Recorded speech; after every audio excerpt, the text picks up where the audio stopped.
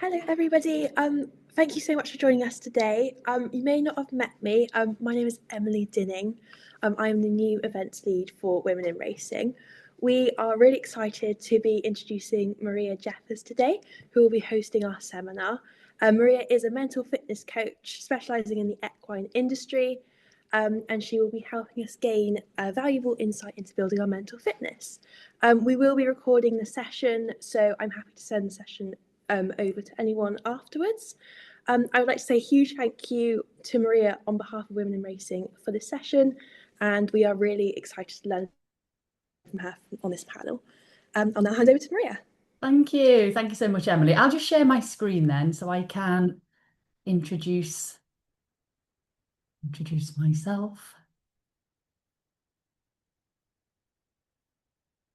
Here we go.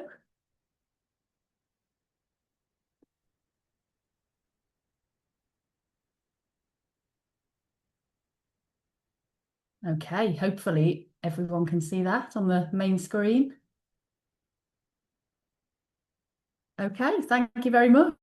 It's great to be here. I'm really excited about being able to share some really valuable insights that are going to help you build your own mental fitness. Just like we work on our physical fitness often when we want to become stronger, we can actually do the same, for our mental state and the way that we're feeling and thinking and our emotions. So I am really excited to share some valuable and practical strategies that hopefully can help you from today.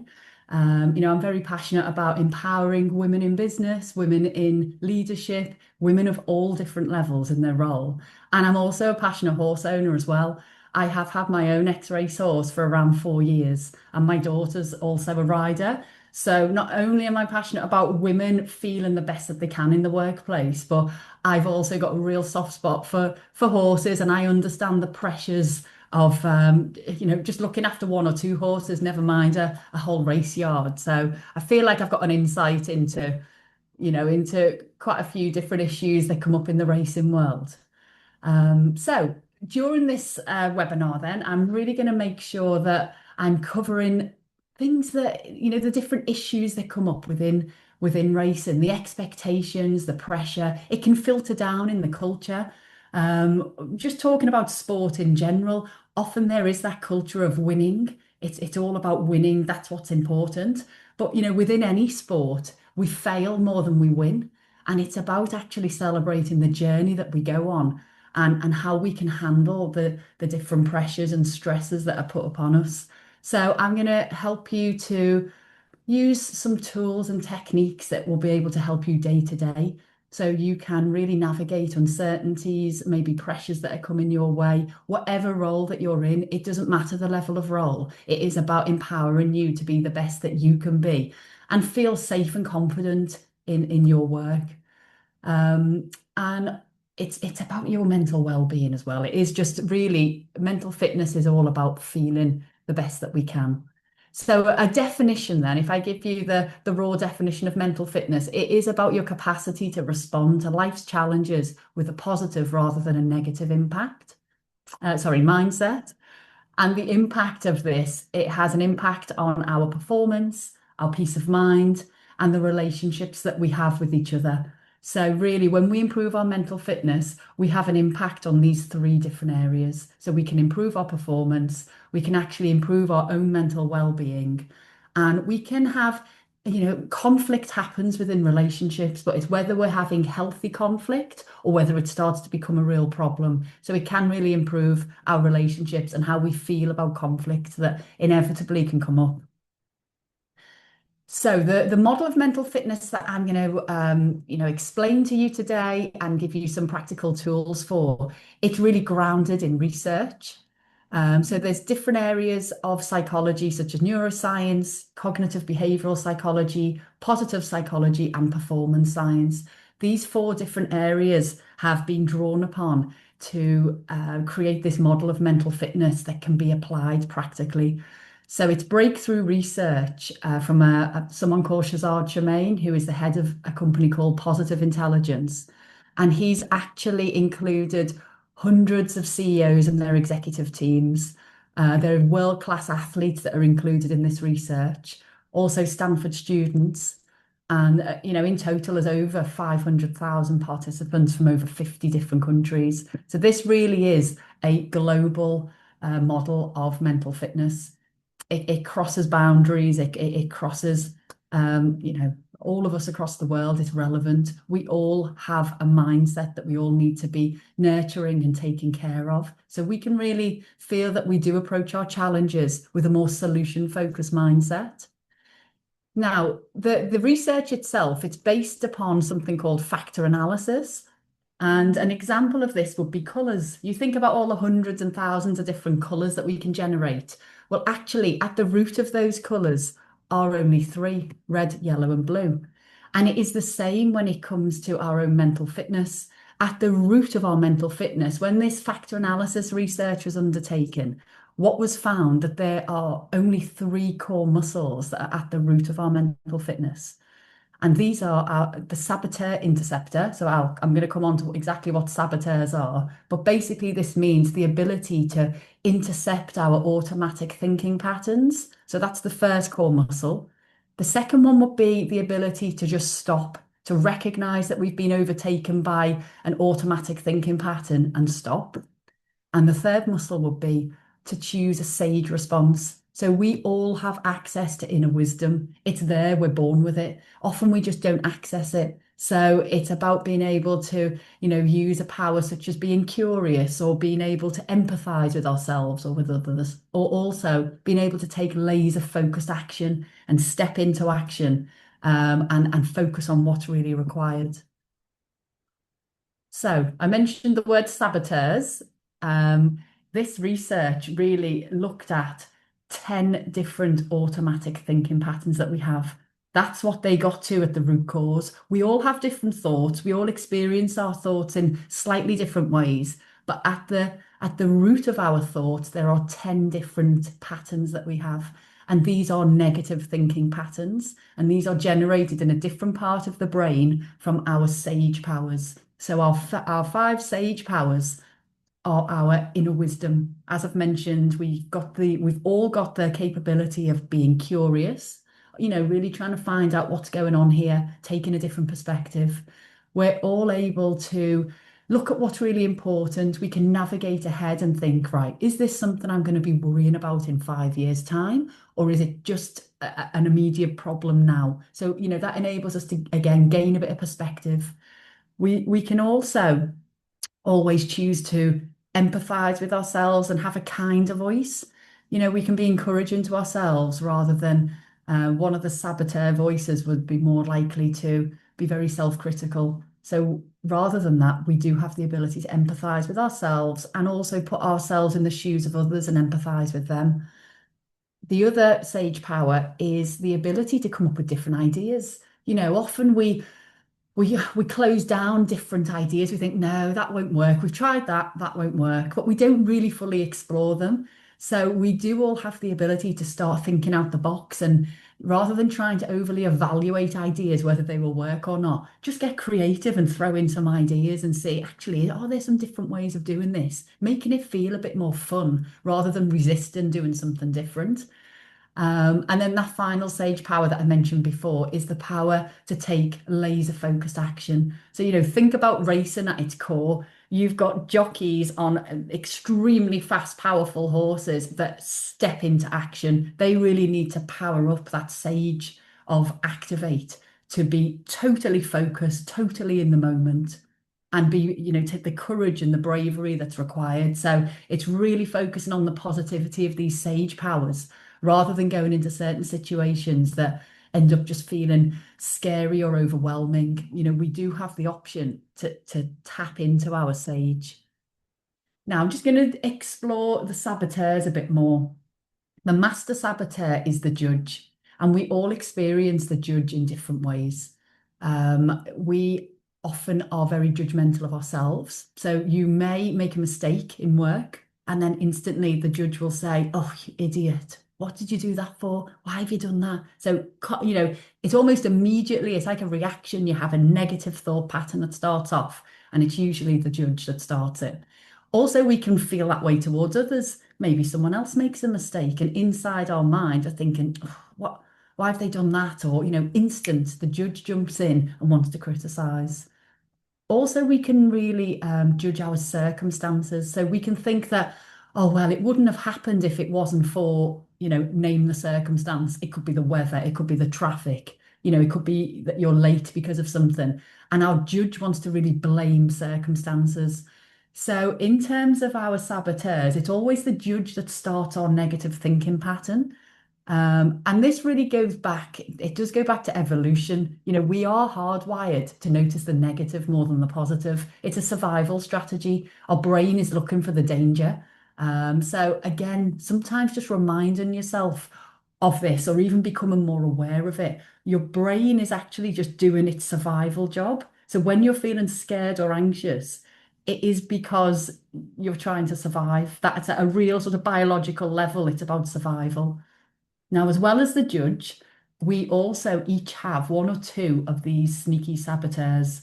So these are automatic thinking patterns that sometimes we don't even recognize because we're so used to thinking in a certain way. It becomes our worldview. It becomes what our reality is. We're each experiencing reality, well, our own reality in a different way. So depending on which saboteurs each of us have, can be the worldview that we take.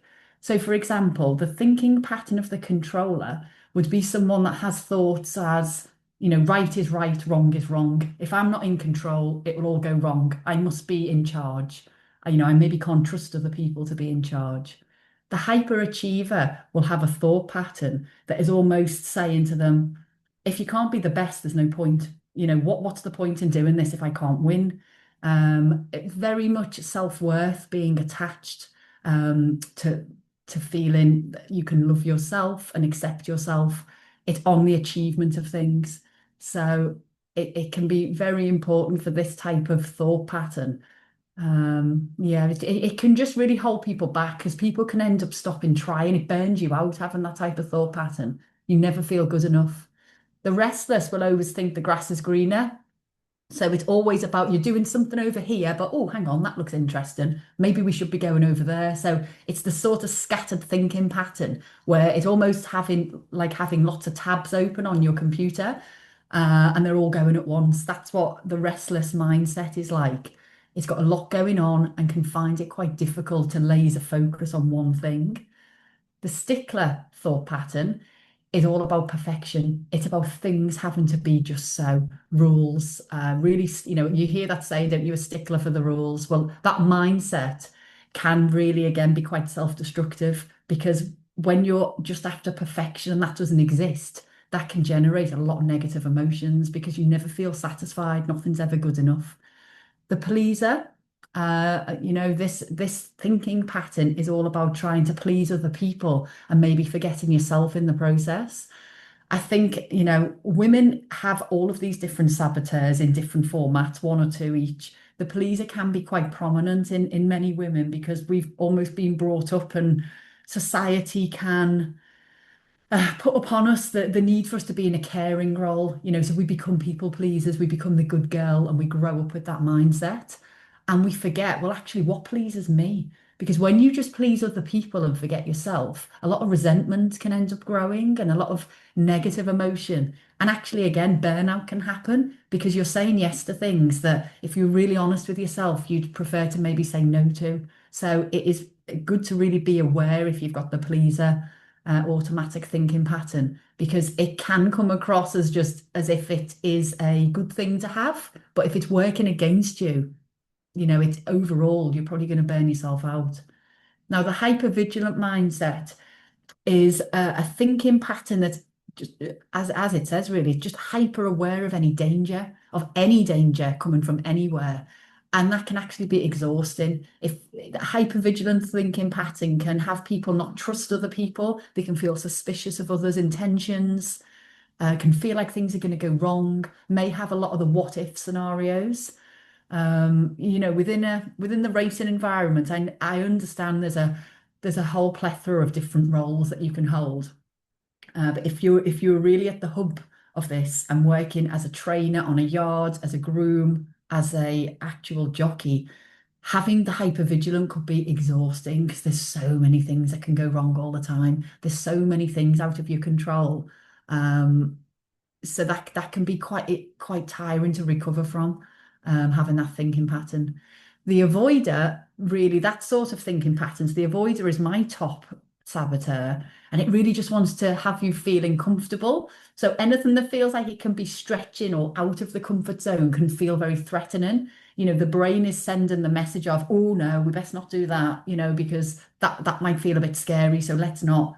So this could be the type of thinking pattern that holds you back from progressing yourself in your career because it feels uncomfortable. But we all, well, I've learned over the years, we only really grow when we allow ourselves to experience being uncomfortable and just trust yourself and allow yourself to, it's okay to, getting things wrong. People do make mistakes. It's bouncing back and getting over those mistakes. The avoider wants to avoid making a mistake, so will avoid trying at all.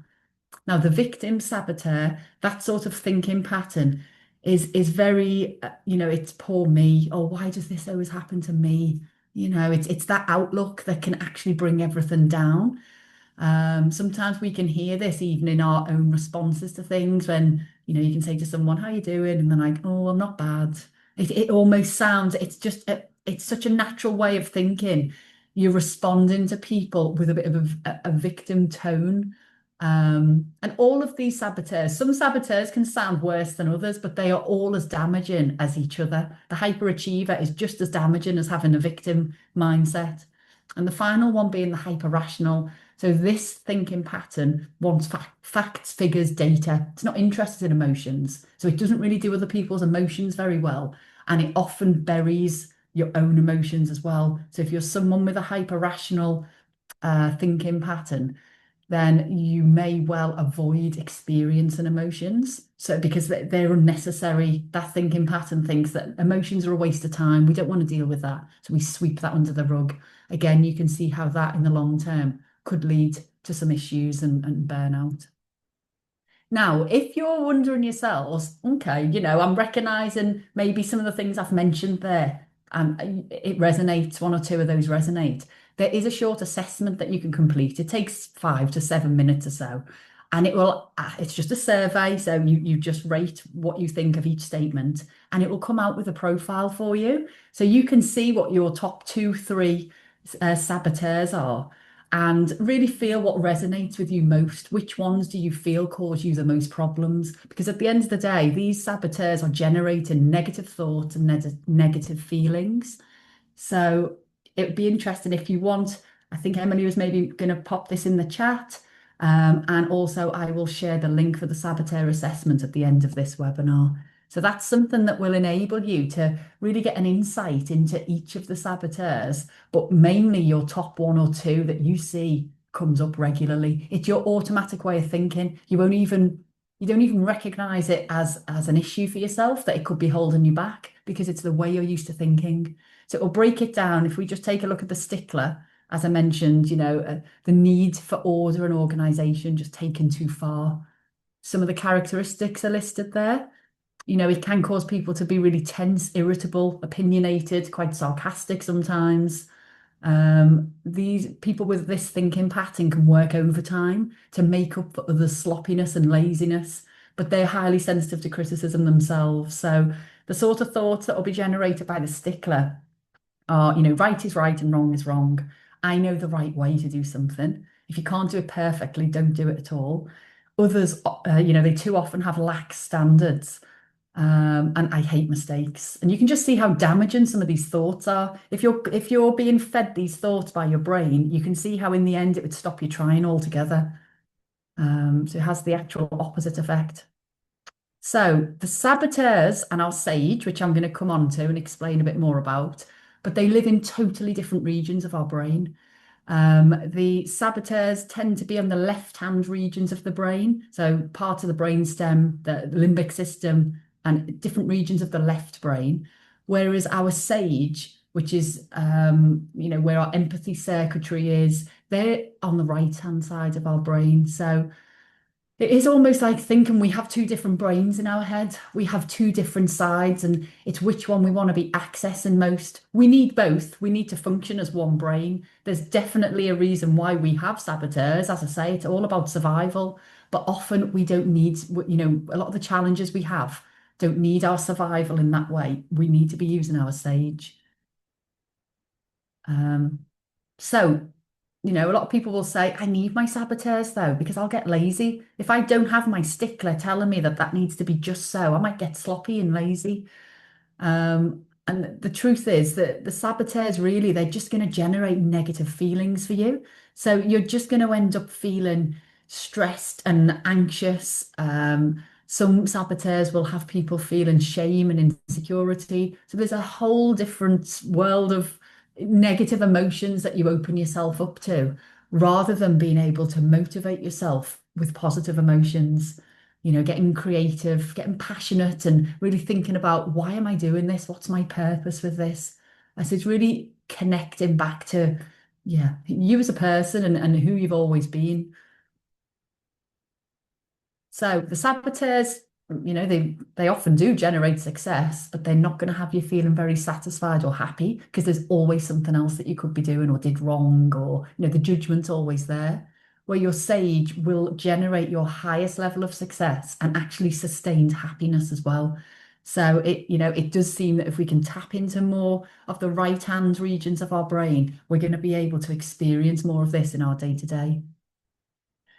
So, a question that I often get asked is, well, aren't negative emotions good for us? Like I mentioned earlier, if I didn't have some of these saboteurs or my judge being a bit harsh, would I get anything done? Would I bother? Or would I just be thinking, oh, well, I don't need to. I've got nothing to prove to anyone. Well, the question is pain good for you? Because if you think about if you placed your hand on a hot stove, you would not leave it there for longer than a second, would you? You'd feel the pain and you'd immediately pull away. If you didn't feel pain, you'd just leave your hand there until it went through to the bone. So, in a sense, yeah, pain is good for us as an alert signal. It's helpful for a second to alert ourselves to, okay, something needs our attention here. But the thing is, if we stay with our hand on the hot stove, staying in that negative emotion, it hurts us. And it's the same with our mind. It hurts our ability to see clearly and to be able to respond with a more useful, with a more useful response, like I say, such as empathy, curiosity, creativity, or laser focused action. So if you're in negative emotion, all you need to know is that one of your saboteurs is really running the thought process for you. So it's becoming really aware of that. So as I said earlier, the factor analysis, that was the research that was undertaken, and at the root cause following the factor analysis was the ability to intercept the saboteur thoughts, the thinking process. So once you've done the assessment and you feel like you're more self-aware and you get to know what your automatic thinking patterns are, what you're doing there is arming yourself with the information of, oh, I recognize that, I've got something coming up tomorrow and I can feel my avoider creeping in. I can feel that my avoid is trying to make me feel worried or anxious about it. You can recognize it and separate it from yourself rather than thinking you are an anxious person and that's the way you are. You can think, actually, my avoider is having me feeling anxious today. So, okay, let's just recognize that. That's the first stage of this. To be mentally fit is to just recognize that's happening. Now, the second part is to be able to, command our brain. That's something that we're able to stop, to actually command our brain to stop. And it's just as a quick summary here, it's interesting to know that each saboteur is going to lie to you. They're very sneaky. So they're going to tell you that they're your friend and that they're good for you. So the avoider is saying, look, we don't need to make ourselves feel uncomfortable and push ourselves out the comfort zone. Just say we can't do tomorrow. It'll try and pull us away from something. The hyperachiever might say, you better win. You've got to win, because if you don't win, you're not good enough and you're not worthy of love. It sort of runs at that deep core level, making you feel unworthy unless you're winning.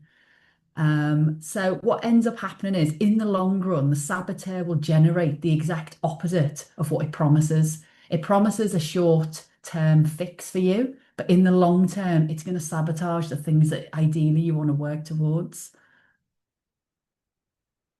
So the sage then, our sage region of our brain. So this is where we get to, build up a reality and an outlook, a more positive outlook. And it lives in the parts of the brain that are associated with positive emotions, with peace and calm, with a clear-headed focus, creativity, and big picture. So our sage will really have us focus on one thing at a time.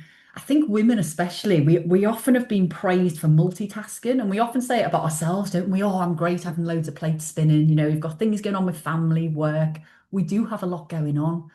But I remember what happened to me when I was in my career in my 30s and I had a young family. And I used to find that when I was in work, I felt guilty for not being around for the kids. That was a thought pattern, even though the kids, were in school. That was my thought pattern, as if I was doing something wrong and I should be there for the kids. When I was with the kids, my thought pattern was, oh, you need to get that proposal written. You need to, the list of things I needed to do in work, you need to prepare for that meeting. So I was never really fully present. It was always that whatever I was doing, my brain was trying to beat me up for I should be somewhere else doing something else. And I didn't recognize that at the time. And it actually led to me handing my notice in. And I don't regret being a full-time mum for the years that I did. But if I would have maybe worked with a coach, I think I could have been supported to do both. So it's really interesting how when you buy into your own thought pattern without exploring it from the sage perspective, I never entertained that there could be another way. It's really interesting when you look at how this applies to your own life and reflect on things. So it's really useful to be able to go in and look at different perspectives and get curious about what's really going on here. If I would have had the ability to just focus on the thing I needed to do in the present moment, I wouldn't have experienced those negative thoughts and emotions. So, how are we able to operate then from the sage perspective? Because this is a skill in life that will really help you in so many different scenarios. So, I'd like to talk you through an old proverb, if you like, an old story, a fable, and it's called the Stallion story, and it's all about an old farmer, and he lives with his teenage son, and he has a beautiful stallion. And the farmer enters the stallion into an annual country fair, and the stallion wins first prize. And the neighbours rush round to congratulate the old farmer. They're saying, "Oh, brilliant, well done." And the farmer calmly says, "Who knows what is good and what is bad?" So neighbours think it's a funny response. But anyway, so the neighbours go on their way. And then the next week, some thieves, they hear that this stallion has won this prize and they steal the stallion. Again, the neighbours they come over, but they're commiserating this time to say, "I'm so sorry to hear that your stallion has been stolen." The farmer calmly says, "Who knows what is good and what is bad?" Neighbours are just thinking, that's a bit strange. He's had that same response again. Anyway, there's the next day, there's some good news. The stallion is back and he's brought a field of wild mares with him. So the farmer and the teenage son have now got more than their own stallion. They've got a field of mares. So the neighbours rush round excited to say, "Oh, I'm so pleased for you. I'm so happy." And the farmer says, "Who knows what is good or what is bad?" So the neighbours by this point are thinking, right, okay, we might not rush round next time something happens because we're getting a real odd response. Well, the young teenage son is actually working with one of the young mares, breaking her in, and he falls off and he breaks his leg. So yeah, the neighbours do still go round. They think they know what he's going to say, but they say, I'm really sorry to hear about your son and he's broken his leg." And the farmer says, "Who knows what is good and what is bad?" And then finally, this final part of the story, which really illustrates the profound wisdom, is the army come round and they're conscripting young men to go off to war. And they obviously come to the farmer and his son, but the son cannot go because he's got a broken leg. So he's spared from war.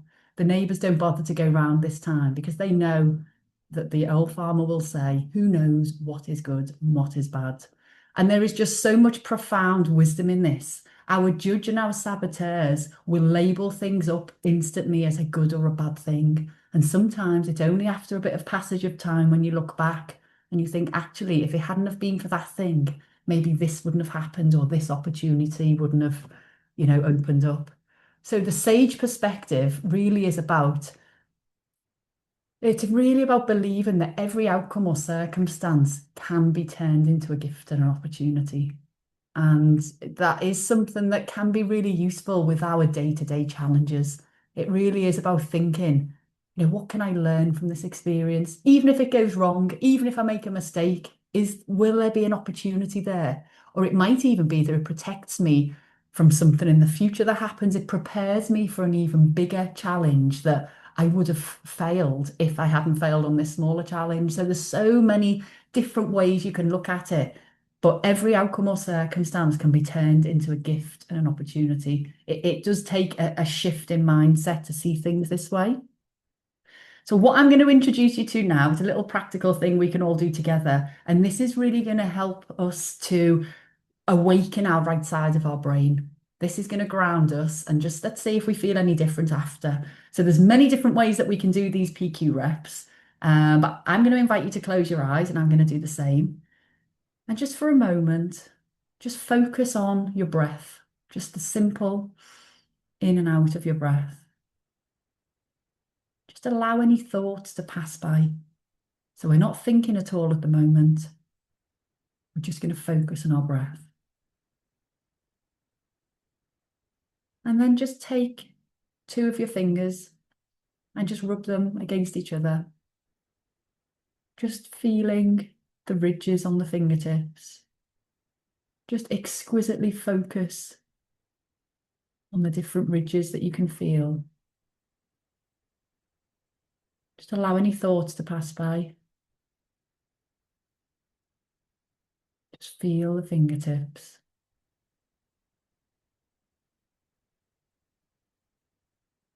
Just allow any thoughts to pass by. We're not going to hold on to any thoughts. And now just take your attention to any sounds that you can hear and just label those sounds. We don't need to think about them.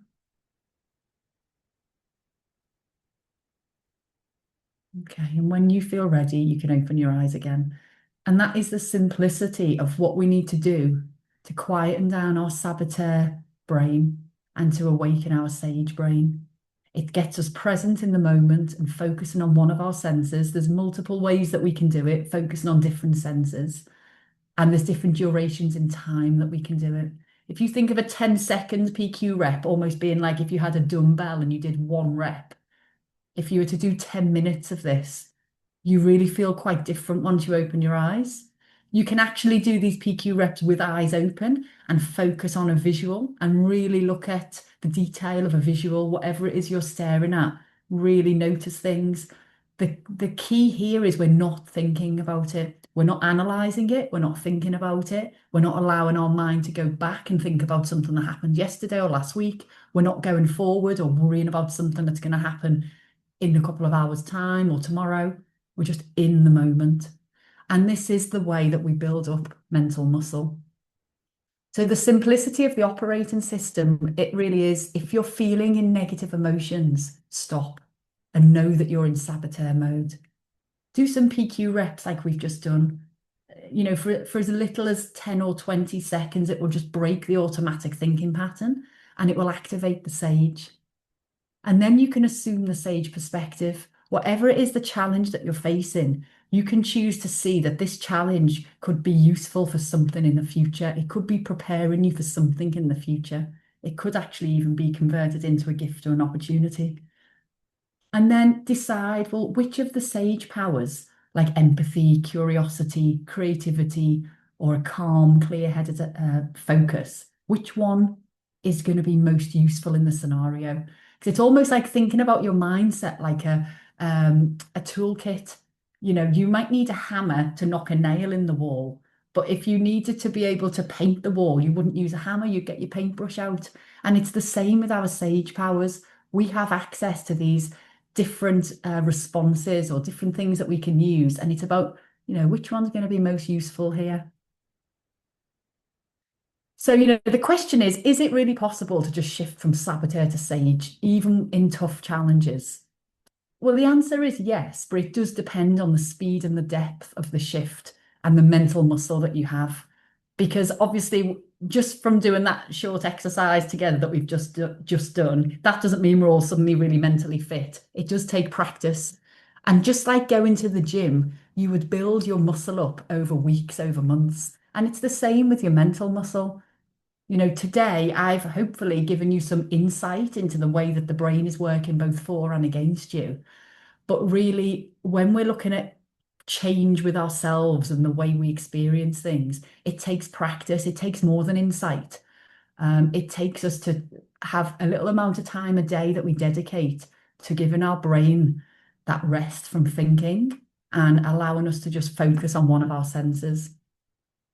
So initially, if you were to practice for 15 minutes a day, it doesn't have to be all in one chunk. It could be, 5 minutes, 5 minutes, 5 minutes, or however you wanted to do it. If you were to practice the exercise we just did for a period of 6 to 8 weeks, then you would become more mentally fit. And if you were to have your brain under an MRI scan today, and in 6 to 8 weeks' time, you'd see more grey matter on the right-hand side of the brain than there currently is today. So that's the research. That is the power of, the hundreds of people that have gone through this globally, or the thousands of people. The research is there backing this up.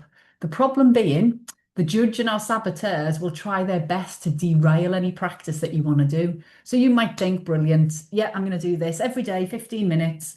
And by day two, depending on which saboteurs you've got, or your judge might even be saying it, like, oh, we haven't got time for this. I've got things I need to get on with. This is a load of nonsense, really. Don't want to do this.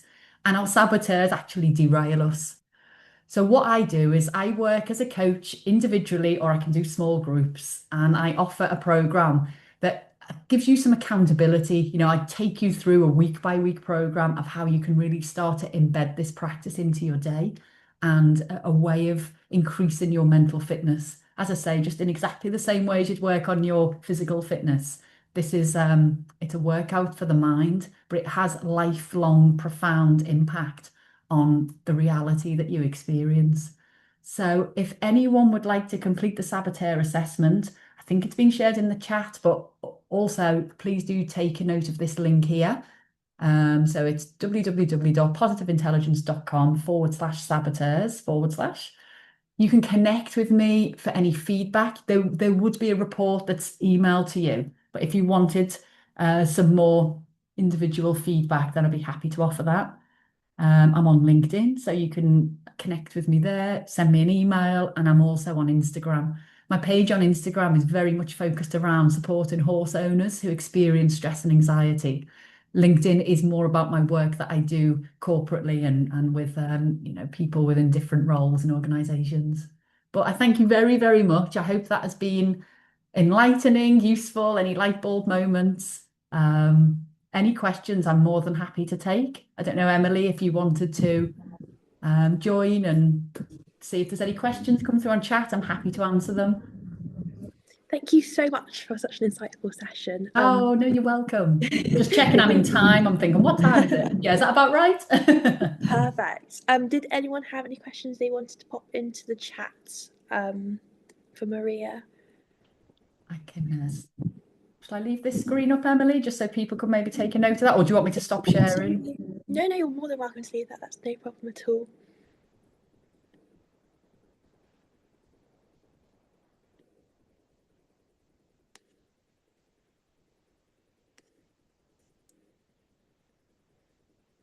Oh, I can see. Yeah, thank you. Just see a couple of comments there. It's absolutely fine. If there's no questions, that is. Oh, lovely. Thank you so much. I can see the messages now. Thank you, everyone. Yeah, it's fascinating. I was not aware of this when I was younger. I mean, I'm 48 now, and it's been enlightening how different I've lived from the age of 39, 40. Now I understand more about my mindset. I used to just think the way I thought was me rather than being saboteur and survival led. So it can have a real profound difference on how you're experiencing things. Absolutely. And it's funny how you can relate to almost all of them in certain ways as well. So it was really interesting. Thank you so much. Oh, you're very welcome. Thank you, Emily. So thank you everyone for coming. If you have any feedback, I'll follow up via email, but please get in touch. And again, thank you so much, Maria, for supporting us. We're really grateful, and we hope to see you all again very soon. Oh, thank you. Thank you so much.